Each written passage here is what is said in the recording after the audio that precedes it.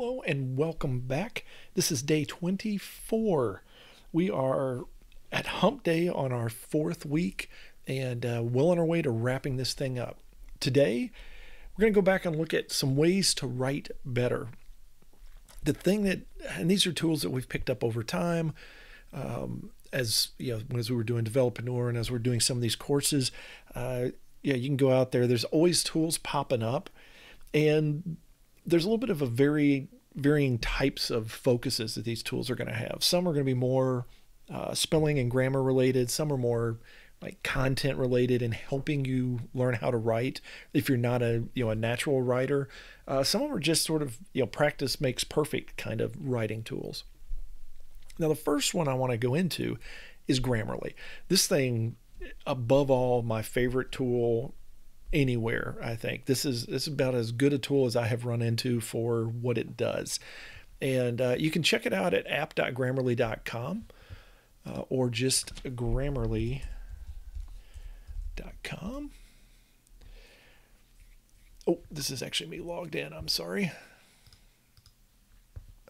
Because I'm logged in, it goes to my Grammarly dashboard. You can use that, but the nice thing about Grammarly is it has a plugin, which you can see up here, hopefully this little green circular thing. It has plugins for Chrome, Safari, I think Edge, Internet Explorer, and I'm not sure if it does. I think it does for Firefox as well. And what happens is once that's in there, you'll log in, and then you can basically turn it on, and it will insert itself into documents that you're writing on the web. Now, you can also use this in Word and things like that. But the nice thing from a blogging point of view is now, if I click into my little article here, if you see down here, I've got this little guy. And this is Grammarly going through and making changes. So, for example, this is a pretty crappy old article that I haven't actually used Grammarly on, apparently. So one of the things you can do is you can see here, you can see like some underlined. It does your basic, spelling and grammar correction kind of stuff. Or you can do a pop out with it. So if I click on this thing, it does a pop out. And here it's going to tell me a whole lot of different, suggestions on how to get better. Now, it may talk about an unclear antecedent, but if you aren't sure what that is, you can click on it. It'll give you an example. For like a repetitive word, it'll actually give you some examples, some other words you may want to use sometimes. So let's say I want to say, instead of tools, I want to call it utilities. And then I can come down here. We're going to for getting to the tool. Let's see. So you can do something like that. And then what you'll see is, as you go through it, it'll make some changes. It's got a lot of simple things like, your commas. You can just click on them and it'll replace them for you if you don't put periods, things like that. You can get some things like sentence fragments. It'll explain to you what those are. Overused words are pretty common. Repetitive words, you're going to find a lot where you got a word in your head, you use it like 3 times in one sentence. And then even overall through the article, if there's certain words that show up a lot. And then once you're done, you can go back to edit and it will have made all of those changes back into here. So it's a really quick way to go in and clean up, sort of like an editing pass of your document. Now, there are some false positives you have to watch out for. Like we have one here where will help you quickly improve any type of writing. And because there's no space there, even though there's just this horizontal rule right there, it doesn't like that. So if I do this, now I've added I can do that. Now I've added a space after that. So you will see some things that are sort of odd. You'll also see it complain if you have like code snippets and some things like that. You'll see some issues with it. And down here at the bottom, it tells you how many critical and advanced issues. The red ones are the critical, so it's easy to find those, pretty quickly. And then the other ones, well, you can just go in and you can click on them, you can review them, you can do what you need to do, and then get your way back here, and it'll copy it all back over. Be careful if you're going back and forth, if you've got like some embedded HTML or things like that, you may have some issues there. So you may want to double check it. Actually, you definitely will anyways. You want to double check it after you come over. But Grammarly is really awesome for that. It will get you a lot better documents quickly. It's awesome to put against Word as well. If you want to have some fun, I challenge you to take it and use it against any article you've written. Put it like an email, any Word documents you've written recently, anything like that, and you'll probably see it like bleed red all over, just like your high school or college professors, English professors would have done. So that's Grammarly. That is, like, from a technical writing point of view, that is about as good a tool as out there. I want to point out a couple others.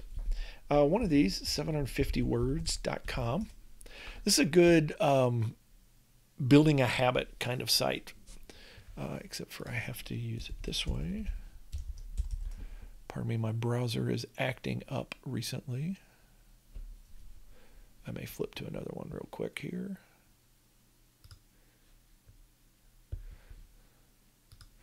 Because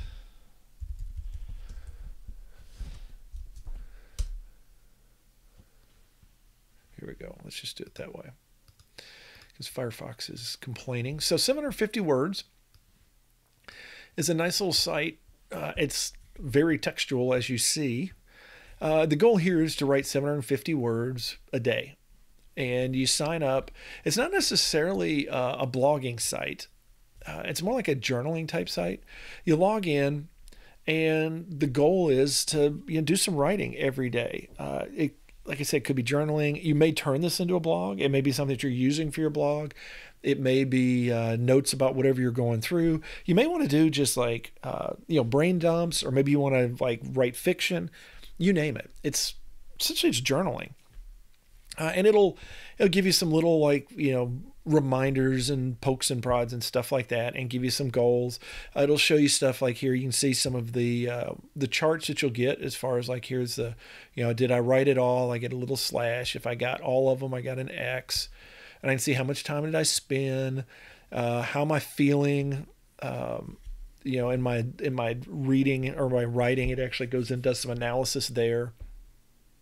So it's a great tool to just get in there and build a habit. As a similar one is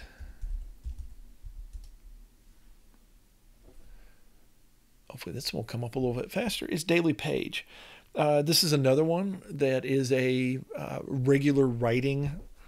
Let me see if I need the let's see if I can do it with the www. See if it'll come up. It's another one that will do a regular. It doesn't want to come up now, so it's the same thing. It's essentially a daily, writing some content, and it'll give you a little bit of an idea of what to write. And there's a couple others like that out there. If you want to look for you can always Google writing tools, and you'll find those. As some are like 750 words, which is just basically free writing. Some of them, they give you a topic and you write on it, and it's really, somewhat you can make it public or not, but it's really, again, just to get you into the habit of writing. You will find that if you do that, especially if you use like Grammarly and you do that regularly, you will become a better writer. That's just one of those good habits to have. Another one that I wanted to bring up, let's see if this guy will come up, and is HubSpot. Now they help you with blogs and things like that, but more specifically, and we do have this link in the notes, if you go to their blog topic generator, what they do is, this one's a nice little quick and easy way to get yourself some ideas. So it's basically, as they say here, I don't know what to write about, you're a blogger, what do I do? Well, let's say I want to do something about developer, I want to do better, and I want to do entrepreneur. Well, actually, if you look at this, better is not a noun. So we'll do developer. We'll actually say better developer. We'll even do that. And we'll do a noun, let's say blogger. Or let's just say a blog. Give me some ideas. Well, what it's going to end up doing is it's going to generate 5 topics. Essentially, as they say, a week of blog topics. So if you want to do one a day, or basically a month work, if you want to do one a week. But if you'll notice, essentially they're going to go through and take some standard kind of things that you can add to any topic and turn it into, or any item and turn it into a topic.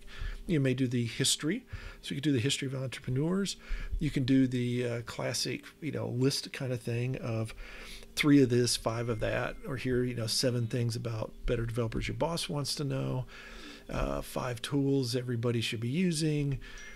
Maybe some of these things is, how to, be the best or the worst, cheapest, fastest, better, biggest, smallest, things like that.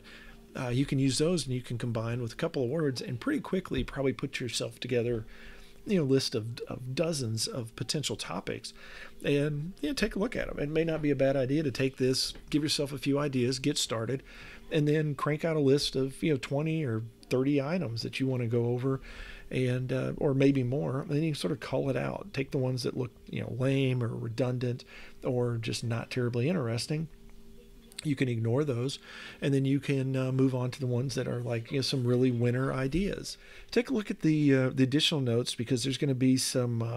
You're going to want to have your voice. You're going to want to have a theme. You're going to want to have a sort of a style that you're going to go with. And feel free to read other. Obviously, feel free to read other bloggers out there, particularly in your industry. You may find that there's a certain tone, certain approach that's used very often. Maybe it's more serious. Maybe it's a little more casual. Maybe you'll find that people use more images or less images, or they use more or less white space. Maybe they're wordy, maybe not so much. You find those kind of things, and those are the sort of the attributes and the facets of your writing. They're going to help you build a readership. But at the end of the day, the most important thing is be yourself. Get out there, do it in a style that's comfortable to you. You've got some things like this, where you can go out and get some ideas, and just, if it doesn't feel right, if it's not something that you're interested in, then just skip it. Move on to something that you're interested in, that will, because you want to use that as a starting point and hopefully convey that to your reader and eventually your community. That will wrap us up for today. We are over the hump and on our way down through the last couple days here in the last week. We're going to come back tomorrow, do a couple of more, look a few more tools and some things that are going to help us out. Until then, have yourself a great day, and we will talk to you next time.